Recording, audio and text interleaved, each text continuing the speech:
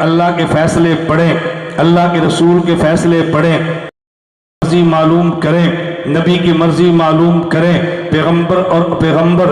پیغمبر کے خدا کی مرضی معلوم ہوگی جب ہم قرآن پڑھیں گے، جب ہم قرآن سمجھیں گے، حدیث پاک کو پڑھیں گے، حدیث پاک کو سمجھیں گے، فقہ کو پڑھیں گے اور فقہ کو سمجھیں گے۔ پہلے پڑھنا ہے اور پھر سمجھنا ہے، اور جن سے پڑھنا ہے ان سے سمجھنا ہے۔